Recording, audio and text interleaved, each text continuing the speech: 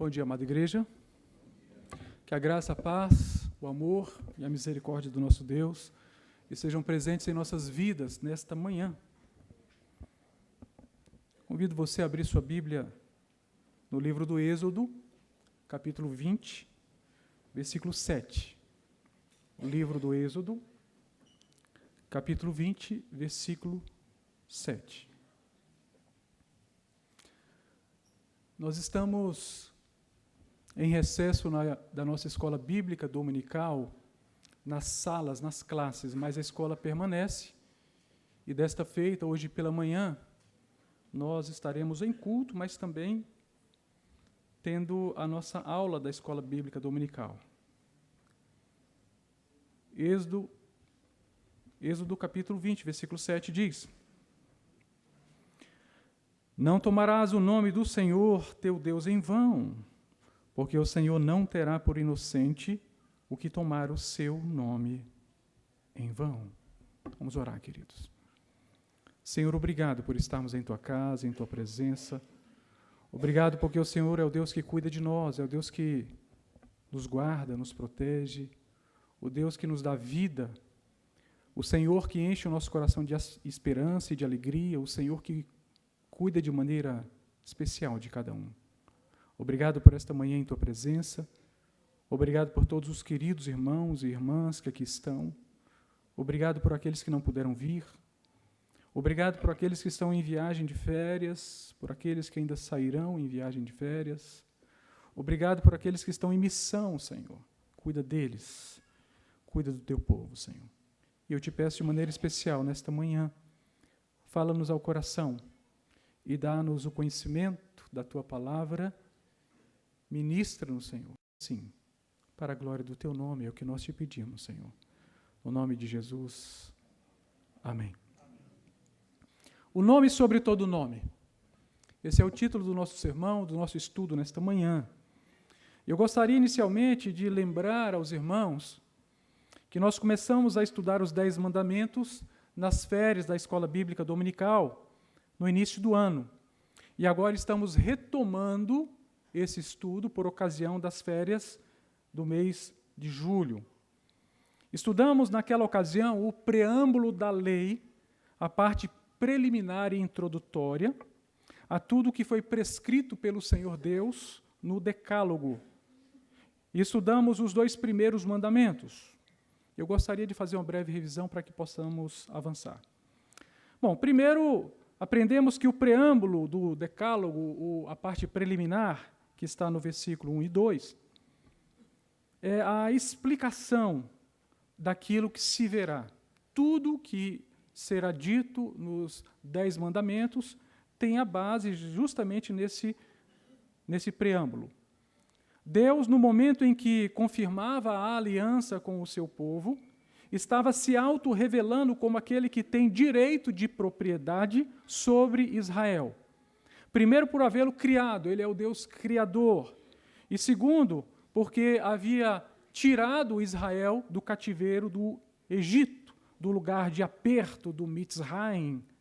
E a casa da servidão foi removida de sobre Israel.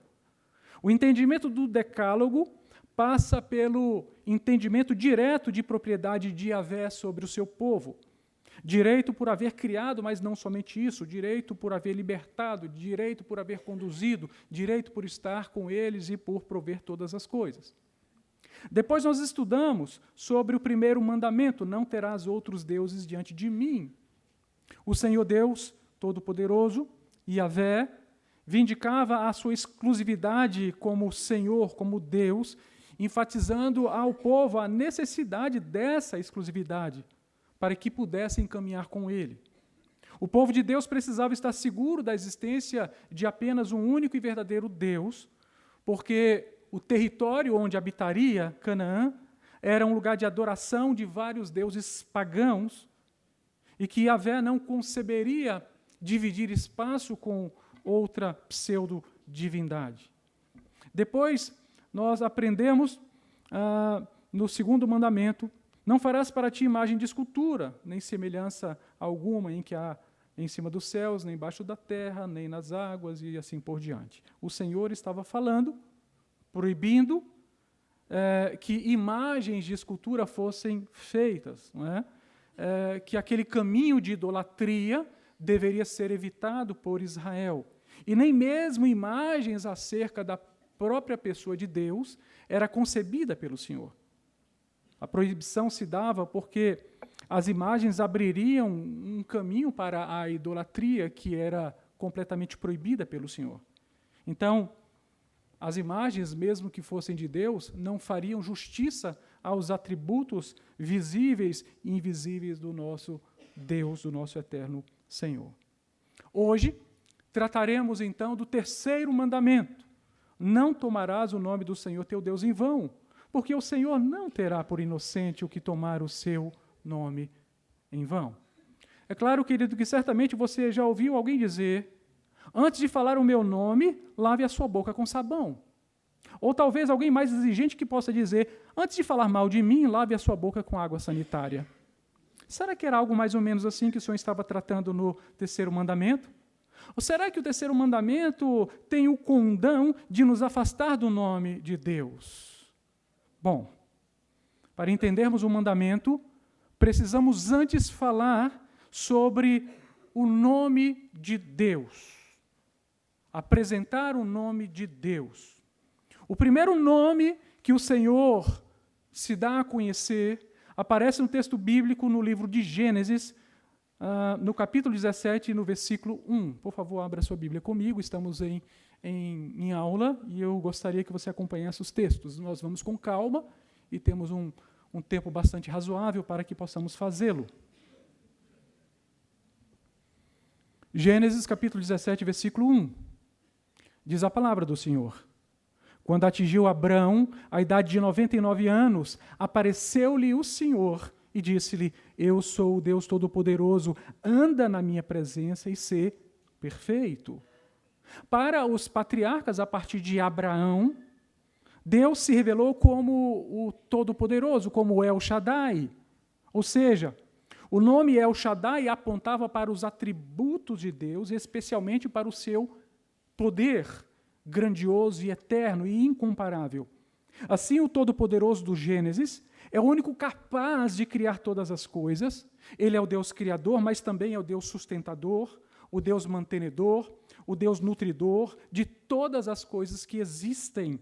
Ele é o Deus do ex nihilo, que traz à existência as coisas que não existem pela palavra do seu poder. Somente Ele tem a palavra criadora e a palavra criativa.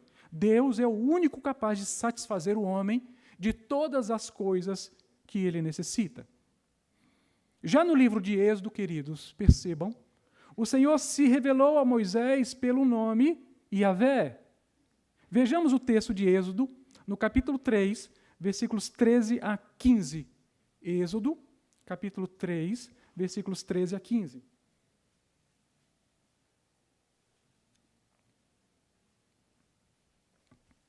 Disse Moisés a Deus: eis que quando eu vier aos filhos de Israel e lhes disser: o Deus de vossos pais me enviou a vós outros, e eles me perguntarem: qual é o seu nome? Que lhes direi?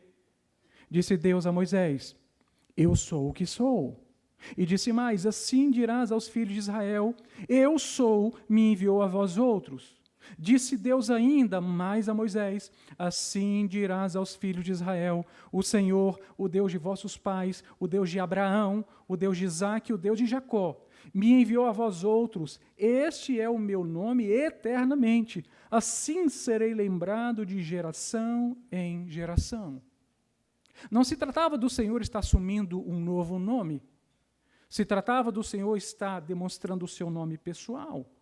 A questão que surge é: por que Deus não se revelou aos patriarcas pelo seu santo nome, Yahvé? E a questão pode ser respondida pelo que denominamos na teologia reformada, na nossa teologia, como o princípio da progressividade da revelação especial, o princípio da progressividade da revelação bíblica. Entenda, À medida que a narrativa bíblica vai se desenrolando, vai se desenvolvendo, Deus vai se revelando ao seu povo até chegar à igreja, à era da igreja no Novo Testamento, onde chegamos ao corolário da revelação, ao clímax da revelação. Perceba que o Senhor foi se revelando por meio de alianças. Palmer Robertson explica as alianças da seguinte maneira, para que você possa entender um pouco da teologia do pacto. Em Adão, Deus se revela com a aliança do começo. Em Noé, Deus se revela pela aliança da preservação. Em Abraão, Deus se revelou pela aliança da promessa. Em Moisés, Deus se revelou pela aliança da lei. Em Davi, Deus se revelou pela aliança do reino. E em Cristo Jesus, Deus se revela pela nova aliança, a aliança da consumação. Todas as coisas que vão sendo apresentadas pelo Senhor chegam à consumação em Jesus Cristo, no Novo Testamento, na nova aliança. É isso que nós estamos vendo. Então, nós estamos num passo das Escrituras que o Senhor está desenvolvendo a sua revelação ao seu povo. Assim, Adão, Noé, Abraão, Moisés, Davi são mediadores das diferentes alianças que figuravam, na realidade, o grande mediador, Jesus de Nazaré, o mediador do pacto da redenção, Jesus, o Messias. Perceba, meu querido irmão, que toda a revelação bíblica vai se desenrolando sob uma metanarrativa, que é uma história muito maior, que envolve todas as coisas. Uma narrativa, uma história que envolve todas as histórias, que envolve, sobretudo, a história da criação, da queda do homem, de sua redenção e da consumação de todas as coisas em Cristo Jesus, o nosso Senhor, o nosso Salvador. Agora, compreenda que o povo de Deus estava progredindo na revelação de Deus, e em cada aliança Deus ia se tornando cada vez mais conhecido. É por isso que Palmer Robertson vai afirmar sobre a aliança. A aliança é um pacto de sangue soberanamente administrado. Quando Deus entra em relação de aliança com os homens, Ele institui de maneira soberana um pacto de vida e de morte soberanamente administrado. Ou seja, em cada passo, desde Adão no Éden, o Senhor fazia alianças, e a aliança envolvia o sangue por meio do sacrifício. Compreenda que o Senhor está apresentando para o povo a sua própria revelação. Ele está se auto-revelando. O fato é que Moisés estava recebendo maior revelação acerca das promessas estabelecidas por Deus aos patriarcas. Era um passo além que o Senhor estava dando com Moisés, por meio da aliança, agora da libertação do povo de Israel. Perceba que Israel estava exatamente sendo alçado a um novo nível, a um nível superior na revelação especial. O texto de Êxodo, no capítulo 6, versículos de 1 a 8, vai trazer luzes para esta assertiva. Vejamos. Êxodo, capítulo 6, versículos de 1 a 8. Diz a palavra do bom Senhor. Êxodo 6, de 1 a 8. Disse o Senhor a Moisés: agora verás o que hei de fazer a Faraó, pois por mão poderosa os deixará ir e, por mão poderosa, os lançará fora da sua terra. Falou mais Deus a Moisés e lhe disse: eu sou o Senhor. E todas as vezes que no texto bíblico, repare, aparecer a palavra Senhor em caixa alta, é a palavra Adonai que está escrita no original, que substituía a palavra Yahvé, o nome santo do Senhor. E ele vai dizer no versículo 3, aparecia a Abraão, a Isaque e a Jacó como Deus Todo-Poderoso, mas pelo meu nome, Yahvé, o Senhor, não lhes fui conhecido. Também estabeleci a minha aliança com eles para dar-lhes a terra de Canaã, a terra em que habitaram como peregrinos. Ainda ouvi os gemidos dos filhos de Israel, os quais os egípcios escravizam. E me lembrei da minha aliança, Portanto, dize aos filhos de Israel: eu sou o Senhor, eu sou Yahvé, e vos tirarei de debaixo das cargas do Egito, e vos livrarei da sua servidão, e vos resgatarei com o braço estendido, e com grandes manifestações de julgamento. Tomar-vos-ei por meu povo, e serei vosso Deus, e sabereis que eu sou o Senhor, Yahvé, vosso Deus, que vos tiro de debaixo das cargas do Egito, e vos levarei à terra a qual jurei dar a Abraão, a Isaque e a Jacó. E vou-la darei como possessão. Eu sou o Senhor, eu sou Yahvé. Veja que há uma progressividade na revelação, e a ideia aqui é exatamente esta, percebam.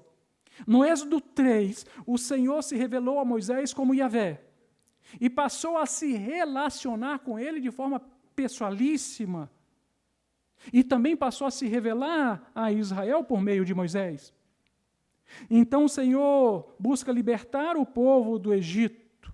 Em Êxodo, no capítulo 4, nós vemos o Senhor concedendo poderes especiais, sobrenaturais a Moisés, que passaria a falar em nome de Yahvé. Então Moisés regressa de Midian para o Egito, e em Gênesis, no capítulo 5, Moisés e Arão falam a Faraó a mensagem de Deus, que era muito simples e consistia em: deixa ir o meu povo para que me celebre uma festa no deserto. Mas Faraó reage muito mal e manda aumentar a aflição do povo que já estava em aperto na terra do Mitzraim. Perceba, os israelitas passavam então a se queixar de Moisés e de Arão. Então chegamos ao início do Êxodo 16, quando a revelação do Senhor Deus é ampliada a Moisés e ao seu povo. Assim, queridos, entendam, o nome El Shaddai, pelo qual o Senhor havia se manifestado antes em Gênesis 17:1 e aos patriarcas, apresentava a ideia de um Deus todo-poderoso, mas de um Deus distante, de um Deus transcendente. E enfatizavam muitas coisas, mas preste atenção, o que eu quero frisar com vocês no versículo 3, os verbos aparecer e ser conhecido. Veja aí, por favor, no versículo 3, do capítulo 6. Tais verbos, meus queridos irmãos, no texto hebraico estão no verbo nifal. O verbo nifal, ele precisa ser traduzido para o português, mas ele exige que seja colocado na voz passiva. Então, a tradução para o português seria algo melhor, mais ou menos assim. Deixei-me aparecer a Abraão. Veja que o Senhor está sofrendo a ação. Deixei-me aparecer a Abraão, a Isaque e a Jacó como o El Shaddai, como o Deus Todo-Poderoso. Mas pelo meu nome, Yahvé, não lhes me deixei ser conhecido, algo mais ou menos assim, para mostrar que Deus, ativo, todo-poderoso, ele se torna passivo no conhecimento, ele está se entregando a conhecer, ele está convidando o povo a dar um passo além na revelação. Isso é importante, queridos, para entendermos que, aos poucos, Deus está se dando a conhecer, ou seja, Deus vai tornando possível a ação de ser conhecido. Então, chegamos à conclusão que só podemos conhecer a Deus se Deus se tornar conhecível. Ninguém pode conhecer Deus se Deus não se der a conhecer. Amém? Para os patriarcas, Deus deixou-se conhecer por El Shaddai. Para Moisés, Deus deixou-se conhecer por Yahvé. Agora, nesta altura da revelação, e por isso é importante para a compreensão do nosso estudo, Deus estava deixando-se conhecer, deixando-se aparecer, sofrendo essa ação. Deus estava se colocando numa condição alcançável para o seu povo. Então, ele não é mais apenas o El Shaddai, mas ele também é o Deus pessoal, ele é Yahvé. E só isso já seria motivo para nós glorificarmos ao Senhor para o resto da nossa vida. O Deus incognoscível que se torna conhecível. O Deus incompreensível que se dá a entender e a conhecer de forma que possamos compreendê-lo. Percebe? Louvado seja o Senhor. Mas por que isso estava acontecendo? Merrill C. Tenney vai dizer, apresentar duas razões. A primeira, ele vai dizer porque o nome El Shaddai está diretamente vinculado ao Deus plenipotenciário. Assim, o caráter de Deus é conhecido a partir do fato de ser Ele o Todo-Poderoso. Seu caráter está vinculado diretamente aos seus poderes divinos. Mas agora, o caráter de Deus a Moisés é apresentado não apenas com base naquilo que Deus pode fazer, mas no seu próprio nome, o que implica em quem Ele é. Ok? E assim a gente vai avançando nesse conhecimento, vai se aprofundando. Por isso disse a Moisés, eu sou o que sou. Amém? Então, em primeiro lugar, porque conhecemos o caráter de Deus não apenas pelos poderes que Ele tem, mas agora conhecemos o seu caráter em função do nome, ou seja, de quem Ele é. A segunda razão, diz Tenney, a doutrina do nome de Deus nos ensina que o nome pessoalíssimo de Deus, Yahvé, é usado para indicar todo o sistema da verdade divina e a doutrina revelada nas Escrituras. O salmista parece ter tido essa intenção quando escreveu no Salmo 22, versículo 22, a meus irmãos declararei o teu nome, cantar-te-ei louvores no meio da congregação. Ou seja, qual é a consequência de conhecer o nome de Yahvé? É adorar a Yahvé. Ok? Isso é importante para que nós possamos ir construindo o nosso conhecimento para chegar onde gostaríamos de chegar neste sermão, nesse estudo, nesta manhã. O Salmo 22 é o salmo messiânico que se refere à vida e à doutrina do prometido, do Messias que havia de vir. E quando veio, ele disse, manifestei o teu nome aos homens que me deste, e eu lhes fiz conhecer o teu nome e ainda o farei conhecer. João capítulo 17, versículo 6 e versículo 26. Veja que a função do Filho agora é apresentar também o nome de Deus. Não agora de uma forma distante, não, mas é o Deus encarnado. A nossa teologia é a teologia encarnada, do Deus que se encarnou, que se tornou gente, para se dar a conhecer ao seu povo e à sua igreja. Amém? Obviamente, a revelação do nome de Yahvé estava diretamente vinculada a essa declaração da doutrina de Deus. Quem é Deus? Essa doutrina do ser de Deus, como podemos percebê-lo, como podemos vivê-lo, senti-lo. Perceba que conhecer o nome de Deus, Yahvé, significava um tremendo salto na revelação especial. Agora, queridos, voltemos ao Êxodo do capítulo 20, versículo 7, por favor. O terceiro mandamento diz, não tomarás o nome do Senhor teu Deus em vão, porque o Senhor não terá por inocente o que tomar o seu nome em vão. E antes de entrarmos especificamente no mandamento, eu gostaria de apresentar algumas lições importantíssimas acerca do nome Yahvé. Primeira, a expressão eu sou o que sou é formada pelas consoantes em português YHWH, conhecida como o tetragrama, ou seja, como o conjunto de consoantes hebraicas está ali, Iod, Re, Vav, Re. A leitura, queridos, é diferente de nós que fazemos o português da esquerda para a direita, é da direita para a esquerda. Iod, Re, Vav, Re. Percebam que são 4 consoantes, não há vogais. Só no 6º ou no 7º século é que os massoretas colocaram vogais no texto hebraico. Vou explicar. Os massoretas eram rabinos eruditos especializados na tarefa de registrar por escrito a tradição exegética dos textos sagrados. Então, para que o nome do Senhor, que era impronunciável, pudesse ser pronunciado, então eles fazem uma adaptação. Pegam as vogais do título Senhor, da palavra Adonai em hebraico, e usam as vogais no tetragrama, de forma que nós possamos expressar o nome Yahvé. Segundo, o nome Yahvé era considerado Kadosh, Kadosh, Kadosh. Santo, santo, santo. 3 vezes santos. Era o superlativo, era o máximo da santidade. Isto estava afeto ao nome Yahvé. Entendam, queridos, quando os escribas, ao transcrever o texto bíblico, se deparavam com o nome Yahvé, imediatamente paravam a escrita onde estavam, iam até uma metreta, até uma talha de pedra, e se purificavam com água pura, para que só depois voltassem ao trabalho e escrevessem o santíssimo nome do Senhor. Percebem o cuidado com o nome?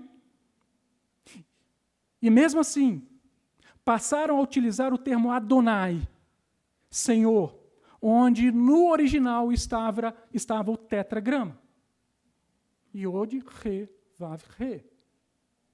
Então, queridos, para que vocês possam ter uma ideia de cuidado e de todo o cuidado que os judeus tinham ao lidar com o nome santo do Senhor na época de Cristo, por ocasião da leitura pública dos rolos nas sinagogas, ao chegar no nome Yahvé, havia uma nota marginal que dizia: está escrito, mas não se lê. E ali mesmo era indicada a palavra que deveria ser lida, leia-se Adonai. Percebem o cuidado com o nome do Senhor? Você tem cuidado assim com o nome do Senhor? Você preserva o nome do Senhor? O seu testemunho é um testemunho que preserva o nome do Senhor. Louvado seja o nosso Deus. Terceira, há uma antiga interpretação rabínica do último verso do Saltério, ou seja, Salmo 150, versículo 6, que diz: todo ser que respira louve ao Senhor, aleluia. Essa interpretação afirma que as consoantes que formam o tetragrama, Yod, Re, Vav e Re, estão presentes no som emitido pela respiração de todo ser vivo, demonstrando assim a abrangência do nome pessoalíssimo de Deus e em cumprimento àquilo que era a doxologia final, o fechamento do saltério. Era mais ou menos assim a interpretação. Yod, Re, Vav, Re, o som dessas consoantes estão presentes no som da respiração, todo ser que tem fôlego. Então, todas as vezes que você respira, você está dizendo o tetragrama, Yod, Re, Vav, Re, e você está louvando o nome do Senhor Deus, o Deus eterno. Amém? Profundo isso, não? Louvado seja o Senhor. E assim fechava-se a doxologia final, a glorificação ao Senhor no saltério, na adoração e glorificação, porque o fim de todo ser que respira é a adoração de Yahvé. Louvado seja o Senhor. Quarto lugar, em todo o Antigo Testamento não há um nome mais exaltado e mais santo do que o nome de Yahvé. A apresentação do nome santo Yahvé tornava Deus um ser pessoal. Ser identificado por esse nome era dizer: sou amigo de Deus.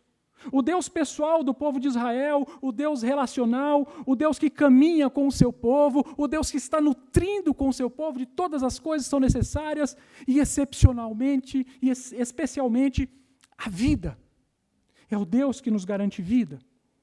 Em quinto lugar, quando Deus se deu a conhecer a Israel pelo seu nome pessoalíssimo Yahvé, tudo que Israel fazia na vida promovia o nome do Senhor. Assim, queridos, toda a reputação do nome do Senhor estava vinculada à reputação do povo de Deus. O que o povo de Deus fazia comprometia não somente o seu próprio nome, mas comprometia o nome santo do Senhor. Percebem o que está acontecendo na revelação? O nome de Deus está vinculado ao nosso nome. Assim eu gosto de dizer, não é, que o meu nome é acrescido pelo nome de Deus, de Jesus. Então, o meu nome não é Jailson de Souza Gomes, apenas é Jailson de Souza Gomes, de Deus, de Jesus. Assim como é o seu nome. E tudo que nós fazemos na nossa vivência diária vai afetar a reputação do nome do Senhor. A questão é como nós estamos lidando com isto. Então Deus se dá a conhecer. Tudo que Israel faz promove o nome do Senhor. Deus estava comprometido com o seu povo, afirmando que jamais o abandonaria. Sexto lugar. A partir da revelação do nome pessoalíssimo de Deus, Yahvé passaria a ter responsabilidade com o santo nome do Senhor, de forma que a vida de cada pessoa que compunha o imenso povo de Israel faria com que Yahvé fosse honrado ou fosse desonrado. Tem alguma coisa a ver conosco, sim ou não? Sétimo lugar. O significado do nome Yahvé, literalmente, eu sou o que sou, estou sendo o que estou sendo e serei o que serei, traz implicações, não no sentido de dizer que Deus está em franco processo de evolução, como dizem aqueles que defendem a teologia do processo. Deus está se desenvolvendo, Deus está aprendendo com o ser humano, Deus sofre a dor do homem, e Deus aprende com o homem, e o homem aprende com Deus. Não, isso é uma heresia. Eu sou o que sou, estou sendo e serei o que serei. Quer dizer que o Senhor iria avançar com o seu povo na revelação. À medida que ele caminharia com o seu povo, nessa mesma medida ele daria-se a se conhecer ao seu povo. Tiago, no capítulo 1, versículo 17, vai dizer: toda boa dádiva e todo dom perfeito são lá do alto, descendo do Pai das luzes, em quem não pode existir variação ou sombra de mudança. Condição sine qua non de Deus ser Deus é Ele ser imutável. Amém? Louvado seja o Senhor. Oitavo, o Êxodo apresenta Deus como Yahvé. Yahvé é o Deus santo, Yahvé é o Deus zeloso, Yahvé é o Deus que se lembrou do seu povo que estava no cativeiro, sofrendo as cargas do Egito. Yahvé é o Deus que resgata o seu povo, que tira do Mitzraim, do lugar de aperto, e coloca no lugar de fartura, na Canaã, que manava leite e mel. Yahvé era o Deus que salva, Yahvé é o Deus que julga. Então não brinque com Yahvé. Yahvé é o Deus que se ira com o pecado, que se ira com a idolatria, que proíbe essas coisas. Yahvé é o Deus que fala, é o Deus que se revela, é o Deus que se dá a conhecer. Yahvé é o Deus transcendente, sim, Ele é o totalmente diferente de nós, Ele é o eternamente o outro, mas Yahvé também é o Deus imanente, o Deus de perto, o Deus de dentro, o Deus que vem para tabernacular em nossas vidas, na sua igreja, no meio do seu povo, e muito mais que isso, dentro de cada um de nós. Louvado seja o Senhor. E é claro, queridos, que com todas essas explicações, torna-se mais fácil entender o terceiro mandamento. O judeu, a duras penas, compreendeu a importância da magnitude do nome santo Yahvé. A duras penas. Hoje, pela manhã, abordaremos 3 questões que o terceiro mandamento nos traz, a fim de alcançarmos a compreensão daquilo que estava no coração de Deus ao prescrever o mandamento. Primeira questão. O que significa tomar o nome do Senhor de forma digna? Antes de falar do negativo, vamos falar do positivo. Merrill C. Tenney explica que o uso digno do nome do Senhor ocorre quando a santidade do nome estava gravada vivamente na pessoa que o portava. Assim, essa pessoa poderia, não é, por meio do nome do Senhor, ser capacitada a invocar de forma correta o nome do Senhor em verdade e também entrar numa comunhão reverente e enaltecedora com Deus. Vamos a alguns exemplos. Primeiro está no livro do Gênesis, no capítulo 32, versículos 27 a 30. Livro do Gênesis, capítulo 32, versículos 27 a 30.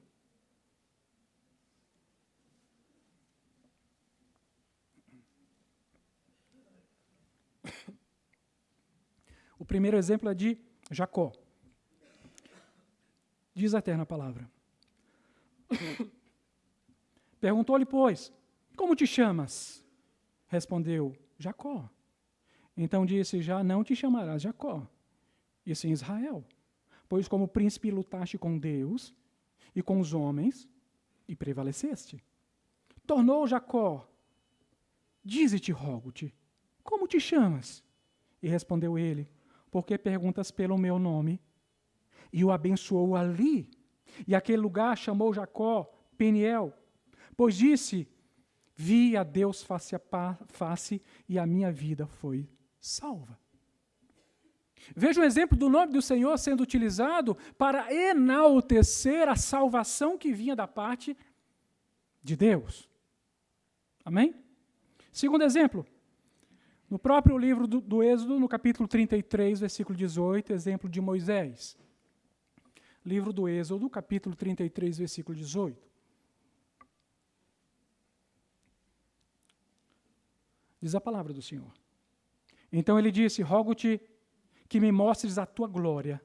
E respondeu-lhe, farei passar toda a minha bondade diante de ti e te proclamarei o nome do Senhor, o nome Yahvé. Terei misericórdia de quem eu tiver misericórdia e me compadecerei de quem eu me compadecer. O nome santo do Senhor está vinculado à sua misericórdia, à sua bondade. Então vejam que a intenção de Moisés não é uma intenção especulativa. Não havia ali uma morbidez sórdida, não, nada disto. Moisés estava interessado porque Moisés queria glorificar o nome do Senhor. Amém? Terceiro exemplo, Manoá. Está em Juízes, capítulo 13, versículos 17 a 19. O exemplo de Manoá. Manoá que veio a ser pai de Sansão. Eles lidavam com a esterilidade, ele e sua esposa. Versículo 17 a 19 do capítulo 13 de Juízes vai dizer, perguntou Manoá ao anjo do Senhor, qual é o teu nome? Para que quando se cumprir a tua palavra te honremos. Respondeu-lhe o anjo do Senhor e lhe disse, por que me perguntas assim pelo meu nome, que é maravilhoso? Tomou, pois, Manoá um cabrito e uma oferta de manjares e os apresentou sobre uma rocha ao Senhor. E o anjo do Senhor se ouve maravilhosamente. Manoá e sua mulher estavam observando. Vejam que o nome do Senhor é utilizado para a honra do Senhor. O desejo de Manoá era conhecer o nome do Senhor para usar o nome do Senhor de forma a honrá-lo. E nós fazemos assim também. Nós conhecemos o nome do Senhor. E nós usamos o nome do Senhor de forma a honrá-lo, a glorificá-lo, a vinculá-lo à nossa salvação, e assim apresentarmos a nossa doxologia, a nossa glorificação pessoal a Deus. Merrill Tenney também afirma que o uso digno do nome do Senhor ocorre quando demonstramos sincero amor por Deus e estamos decididos a santificar o seu nome. O que ocorre, por exemplo, no Salmo 5, versículo 11. Diz a palavra do Senhor. Mas regozijem-se todos os que confiam em ti, folguem de júbilo para sempre, porque tu os defendes, e em ti se gloriem os que amam o teu nome. Usar o nome do Senhor para demonstrar o nosso amor por Deus. Outro exemplo está nas próprias palavras do Cristo, Mateus capítulo 6, versículo 9. E Jesus ensina, portanto, vós orareis assim, Pai nosso que estás nos céus, santificado seja o teu nome. Então estamos usando o nome santo do Senhor para santificar o nome. E santificar o nome não é nada mais, nada menos que reconhecer o que ele de fato é. 3 vezes santo, santíssimo. Amém? A pergunta que não quer calar é, nós estamos fazendo isso em nossas vidas? Usando o seu nome santo para glorificar o Senhor, para demonstrar o nosso amor por Deus. Ou não? Segunda questão. O que significa a proibição de tomar o nome do Senhor nosso Deus em vão? Tratamos da parte positiva, vamos tratar da parte negativa. De acordo com Alan Cole, os judeus levavam tão a sério o terceiro mandamento que o nome Yahvé só era pronunciado uma vez por ano pelo sumo sacerdote durante a cerimônia do Yom Kippur, o dia da expiação. Levítico capítulo 23, versículos 27 a 28 vai dizer, Levítico capítulo 23, versículos 27 a 28. Mas aos 10 dias desse mês, sétimo, será o dia da expiação. Tereis santa convocação e afligireis a vossa alma. Trareis oferta queimada ao Senhor. Nesse mesmo dia, nenhuma obra fareis, porque é o dia da expiação, para fazer expiação por vós perante o Senhor, vosso Deus. Quando o sumo sacerdote, queridos, apresentava o sacrifício no templo de Jerusalém, para expiação dos pecados de Israel, era que uma vez por ano, ele proferia o nome Yahvé. Vejam, não havia a possibilidade,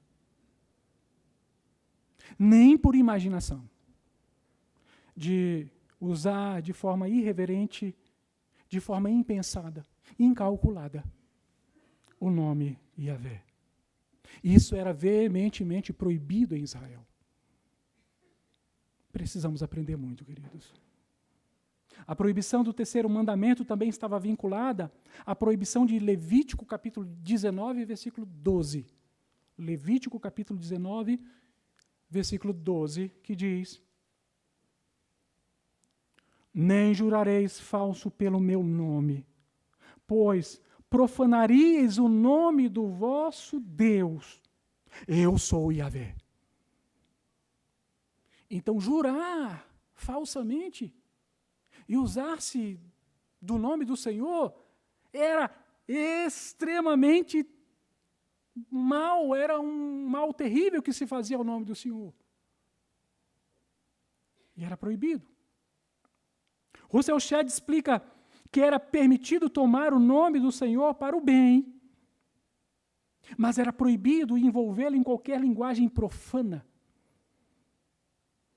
Entendo que as linguagens profanas são comuns a todas as épocas e também são comuns às nossas épocas. Para que nós fiquemos estupefatos, pregadores fazem brincadeira com o nome santo do Senhor. Mas haverão de prestar contas. A Bíblia diz que toda palavra torpe será cobrada.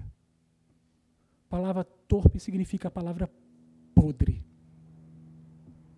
Você tem palavra podre na sua boca, meu irmão? Você tem palavra podre na sua boca, minha irmã? Não condiz com aquele que porta o nome do Senhor. Amém. Louvado seja. Russell Shedd também lembra que o terceiro mandamento proibia o perjúrio. Perjúrio é testemunhar falsamente. E usando o nome do Senhor, eu juro por Deus. Também diz que era proibido usar o nome do Senhor na hipocrisia das religiões mentirosas, consoante a falsidade dos ensinos antibíblicos que tentam contra a verdade e, na realidade, embora se valham do nome santo do Senhor, na realidade estão desonrando ao Senhor. Isso era proibido. Continua sendo até hoje. Para Merrill Tenney, tomar o nome do Senhor em vão significava usá-lo literalmente de forma inútil.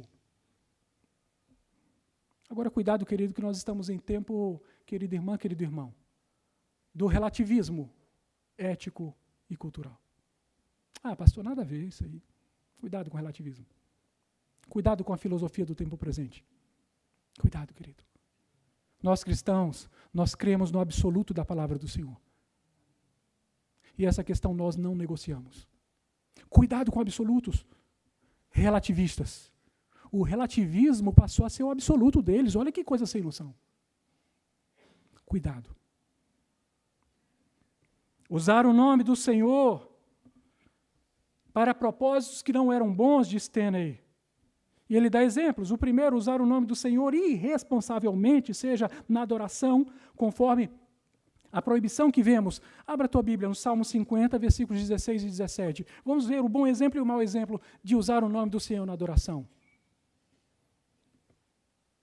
Salmo 50, versículos 14 a 17. Que dizem: o bom exemplo, oferece a Deus sacrifício de ações de graças e cumpre os teus votos para com o Altíssimo. E o Senhor entra no discurso e diz: invoca-me no dia da tua angústia e eu te livrarei, e tu me glorificarás. Percebam que o nome do Senhor está sempre vinculado à doxologia, à glorificação. Esse é o bom exemplo. Oferecendo o sacrifício. E qual é o sacrifício do cristão? Não é o nosso culto racional, conforme diz Paulo, em Romanos 12, 1 e 2. Agora veja o mau exemplo na sequência da leitura. Versículo 16. Mas ao ímpio diz Deus, veja que esse ímpio aqui é um ímpio um pouco diferente dos ímpios que estão lá fora. O Senhor está tratando do ímpio que está dentro da sua casa, dentro do seu arraial. Mas ao ímpio diz Deus: de que te serve repetires os meus preceitos e teres nos lábios a minha aliança, uma vez que aborreces a disciplina e rejeitas as minhas palavras? Percebem que todos estavam louvando, mas enquanto todos estavam louvando, na comunidade dos eleitos, havia um grupo que louvava de maneira digna e usava de forma digna o nome do Senhor, e outro grupo que não. Então, até o nosso louvor, nós podemos estar cantando para o Senhor, adorando de forma pseudamente o Senhor, e Ele está se desagradando de nós. Compreendem o terceiro mandamento? Espero que sim. Outro exemplo de mau uso do nome do Senhor na adoração está em Isaías capítulo 29, versículo 13. Isaías capítulo 29, versículo 13. Que diz: o Senhor disse: visto que esse povo se aproxima de mim com a sua boca e com seus lábios me honram, mas o seu coração está longe de mim, e o seu temor para comigo consiste só em mandamentos de homens, que maquinalmente aprendeu. Percebe a distância entre a fala e o coração? Na fala se diz algo em louvor, em honra, em adoração ao Senhor, mas o coração está dizendo outra coisa. Os comentaristas Victor Mateus e Mark Chavalas afirmam que o terceiro mandamento proíbe que o nome Yahvé seja utilizado para fins de magia e de encantamentos. Assim, Israel não poderia usar o nome do Senhor num sentido mágico. Isso poderia acontecer, e aconteceu em algumas vezes, por causa da influência dos povos vizinhos, povos pagãos, que faziam isso com os nomes de seus deuses, utilizavam os nomes de seus deuses de maneira mágica. E o Senhor está dizendo para nós: comigo não. Comigo é diferente. Amém? Mas, queridos, eu entendo que todas essas interpretações estão corretas. Mas a melhor aplicação do terceiro mandamento, da parte proibitiva, é a forma que vivemos. Tem a ver com a forma em que vivemos. Com a nossa idiosincrasia, a nossa forma de ser no mundo. A forma que as pessoas nos veem, nos observam. E isso tem a ver com o terceiro mandamento. A forma que vivemos indica que estamos tomando dignamente o nome do Senhor, ou estamos fazendo isso de forma vã, de forma vil. Então a nossa vida significa, por sermos cristãos, por sermos identificados pelo nome de cristãos, nós estamos tomando o nome do Senhor. Todos vamos tomar, todos, inexoravelmente, todos nós estamos tomando o nome do Senhor. Você que está aqui, quer queira, quer não. A questão é como você está tomando o nome do Senhor na sua vida. Você precisa perguntar para você mesmo, mas talvez você precise perguntar também para as outras pessoas. Jesus, certa feita, perguntou para os discípulos: o que dizem os homens ao meu respeito? Ah, Senhor, que tu é um dos profetas, que o Senhor é isso e aquilo. E ele disse, e vocês? E Pedro disse, tu és o Filho de Deus, tu és o Cristo. Jesus teve essa coragem de fazer essa pergunta para os outros, e nós também precisamos ter essa coragem de fazer para os outros essa pergunta. O que você diz de mim? O que você, igreja, diz do pastor Jailson? Quem eu sou para você? Isso é importante para eu saber. Isso é importante para você saber acerca da sua vida, da sua pessoa. Como você está tomando o nome de Deus. Amém? E todos nós tomamos o nome do Senhor, uma vez que nos identificamos como seus servos, como seus súditos, mas também como seus filhos. A questão é como estamos lidando com isto. Qual tem sido a nossa responsabilidade? Como estamos fazendo? Estamos honrando o nome do Senhor? O nosso culto testifica que sim. A nossa vida testifica que sim.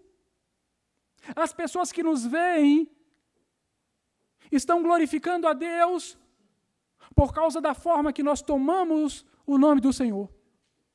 Ou não? Louvado seja o Senhor. Terceira questão. O que significa a advertência? O Senhor não terá por inocente o que tomar o seu nome em vão. Queridos, esta é uma palavra de advertência. O Senhor está advertindo o seu povo. O Senhor está dizendo, cuidado! Cuidado! Abra sua Bíblia comigo em Êxodo capítulo 3, versículos de 1 a 6. Êxodo capítulo 3, versículos de 1 a 6. A advertência que o Senhor está trazendo, no 20, versículo 7, está intimamente, diretamente, vitalmente vinculada ao Êxodo capítulo 3, versículos de 1 a 6. Quando o Senhor se revelou a Moisés. Diz a palavra, apacentava Moisés o rebanho de Jetro, seu sogro, sacerdote de Midian, e levando o rebanho para o lado ocidental do deserto, chegou ao monte de Deus, a Horebe. Apareceu-lhe o anjo do Senhor numa chama de fogo, no meio de uma sarça. Moisés olhou, e eis que a sarça ardia no fogo, e a sarça não se consumia. Então disse consigo mesmo, irei para lá, e verei essa grande maravilha, porque a sarça não se queima. Vendo o Senhor que ele se voltava para ver, Deus, do meio da sarça, o chamou e disse, Moisés, Moisés. E ele respondeu, eis-me aqui. Deus continuou, não te chegues para cá. Tira as sandálias dos teus pés, porque o lugar em que estás é terra santa. E disse, mas eu sou o Deus de teu pai, o Deus de Abraão, o Deus de Isaque, o Deus de Jacó. E Moisés escondeu o rosto porque temeu olhar para Deus. Reparem na expressão, Moisés, Moisés. E você, como filho, deve conhecer essa expressão que sua mãe tanto usou com você. Com certeza. Moisés, Moisés. Cuidado. O terceiro mandamento está dizendo a mesma coisa. Cuidado. Israel, Israel. Cuidado. O terceiro mandamento está dizendo hoje para a igreja presbiteriana de Brasília, igreja, igreja, cuidado. Eu não terei por inocente quem tomar o meu nome em vão. Significa dizer Israel, igreja, e aqui você acrescente o seu nome, por favor. Vocês estão sendo alçados a um novo patamar na revelação. Vocês estão sendo levados a um conhecimento mais profundo. Então, agora, vocês não serão tidos por inocentes, porque vocês conhecem mais. E o Senhor Jesus disse em Lucas, no capítulo 12, versículo 48, aquele, porém, que não soube a vontade do seu Senhor e fez coisas dignas de reprovação, levará poucos açoites, mas aquele a quem muito foi dado, muito será exigido. E aquele a quem muito se confia, muito mais lhe pedirão. Igreja, cuidado. É essa a palavra. O Senhor está dizendo, cuidado, você está em território santo. Você está usando o meu nome, cuidado, você está em território santo. Cuidado com os teus pés, com as sandálias, tira, significa a forma que você está caminhando, que você está lidando com o mundo, interagindo, porque nós estamos no mundo, apesar de não sermos do mundo. Amém? Agora pensem, queridos, nos mentirosos que usam o nome santo de Jesus para explorar sua igreja. Pensem nos mentirosos que profetizam mentiras em nome daquele que não mandou que fizessem. Pensem naqueles que, para enriquecimento, usam o nome do Senhor, levando muitos ao engano. Mas também pensem naqueles que se deixam seduzir pelos falsos ensinos, porque têm o seu coração completamente corrompido pela sede de poder, têm o seu coração tomado pela ganância e pela vaidade. Eu gostaria, queridos, de concluir esse sermão, afirmando que nós estamos, sim, no corolário da revelação. E eu tenho falado para essa igreja, talvez você já tenha me ouvido dizer isso algumas vezes. Nós vamos ler a Bíblia com as lentes do Novo Testamento, segundo a doutrina dos apóstolos, que é o fundamento, a doutrina de Cristo.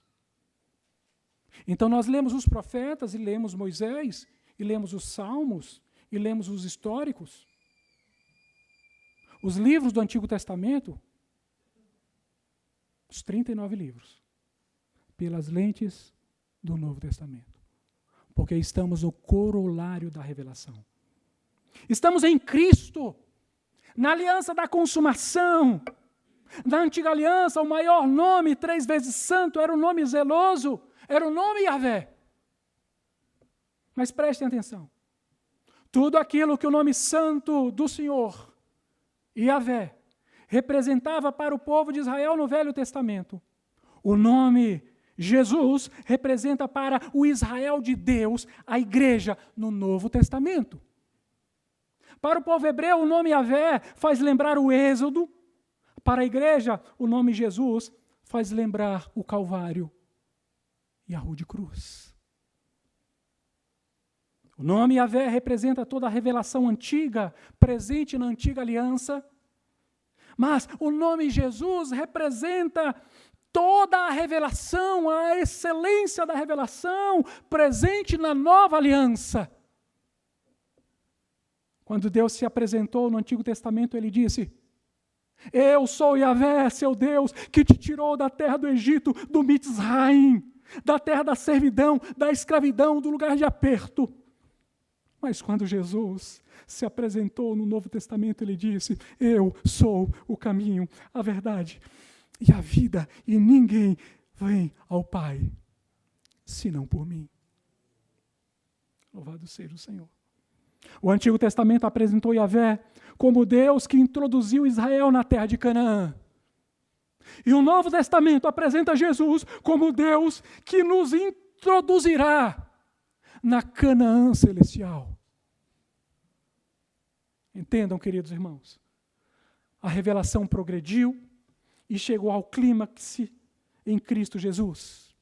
Então Deus, que fora conhecido como El Shaddai em Gênesis e como Yahvé no Êxodo, passou a ser conhecido por nós como Jesus, o Jesus de Nazaré, filho de Maria e de José, o carpinteiro de Nazaré, nascido em Belém, pobre, mas rico, riquíssimo como nenhum outro, o Deus de deuses, a luz de luzes, o Senhor dos senhores, o Rei dos reis, o Deus conosco. Ouça, queridos, não havia no Antigo Testamento, não havia nome maior do que Yahvé. Mas Paulo diz que por causa da fidelidade de Jesus, havendo ele cumprido integralmente a vontade do Pai, Deus o tornou, como está escrito em Filipenses 2, de 5 a 11, que diz: tende em vós o mesmo sentimento que houve também em Cristo Jesus. Pois ele, subsistindo em forma de Deus, não julgou como usurpação ser igual a Deus. Antes, a si mesmo se esvaziou, assumindo a forma de servo, tornando-se em semelhança de homens e reconhecido em figura humana. A si mesmo se humilhou, tornando-se obediente até a morte e morte de cruz. Pelo que também Deus o exaltou sobremaneira. E lhe deu um nome que está acima de todo nome, para que ao nome de Jesus se dobre todo o joelho nos céus e na terra e debaixo da terra, e toda língua confesse que Jesus Cristo é o Senhor, para a glória de Deus Pai. Aleluia! Como, queridos, como temos tomado o nome de Jesus em nossas vidas? Como, queridos? Como temos tomado o nome que é sobre todo nome? Como? O Espírito Santo está dizendo hoje para nós, é preciso ter zelo por esse nome. Ter zelo. Cuidar desse nome. Não é mais Yahvé, é Jesus. Perceba? Não é mais Yahvé, é Jesus, é Jesus. E alguns fazem uma confusão terrível com o nome de Jesus e dizem que tem que ser chamado pelo nome hebraico, o original Yeshua, e dizem que é Yeshua que tem poder e não Jesus. Que coisa, que falta de conhecimento, de aprofundamento, porque os próprios evangelistas, ao escreverem os evangelhos, exceto Mateus que escreveu em hebraico, os outros escreveram no grego, que era o inglês da época, a língua universal da época, e eles escreveram o nome de Jesus em grego. É o nome que tem todo o poder, é o nome que está sobre todo nome, é o nome sem o qual não há salvação. Não, queridos, não é necessário que lavemos nossa boca com sabão ou água sanitária para proferirmos o nome santo de Jesus. Mas é imprescindível que tenhamos corações puros. É imprescindível que tenhamos as mãos limpas. Mas nós não podemos lavar nossos corações com água limpa ou com qualquer produto, porque não adiantaria. Como fazer? É Ele mesmo, Jesus, que vem até a sua vida, querido. Que vem até a minha vida. E nos lava com seu precioso sangue, sangue carmesim, sangue remidor, de forma que sejamos limpos de todos os nossos pecados, mais alvos que a neve, e mais brancos que a branca lã. Então, que suas vidas sejam vidas que tomem de maneira digna o nome sobre todo nome, Jesus. Glórias sejam dadas ao nome, sobre todo nome, Jesus. Que Deus nos abençoe. Curva a sua cabeça, querido. Senhor nosso Deus, eterno Pai. Senhor nosso Deus, eterno Filho. Senhor nosso Deus, eterno Espírito Santo. Nós reconhecemos aqui, Senhor, a nossa condição de pecadores, o nosso tamanho, a nossa pequenez. Senhor, nós reconhecemos que em tantas vezes, e não raras vezes, temos tomado de forma vã o Teu nome, Senhor Jesus, e trazido tristeza ao Senhor. Senhor, tem misericórdia de nós. Perdoa, Senhor, nossos pecados. Quão bom, Senhor, é termos a certeza de que o perdão vem de Ti e de que a nossa salvação nunca dependeu de nós mesmos. Obrigado, Senhor. Muito obrigado. Senhor, nos ensina a tomar o Seu santo nome em vão, Senhor. A não tomar o Seu santo nome em vão. Ensina-nos a tomar o Seu santo nome com dignidade. Ensina-nos a tomar o Seu santo nome, Senhor, de forma útil. para que o Senhor seja conhecido, para que a salvação seja conhecida, para que pessoas venham ao entendimento do Senhor e ao conhecimento do Senhor. Obrigado, Jesus, pelo teu nome. Porque, mesmo não sendo dignos de tomar o teu nome, Senhor, o Senhor nos dá esse direito, não porque pudéssemos vindicá-lo, não, Senhor, mas porque o Senhor o conquistou para nós naquela cruz. Muito obrigado, Senhor. Que nós possamos entender a tua palavra e sermos tratados por ela. Glórias, glórias, glórias sejam dadas ao nome santo, santo, santo, o nome de Jesus. É assim que nós oramos, no nome de Jesus. Amém. Amém, queridos.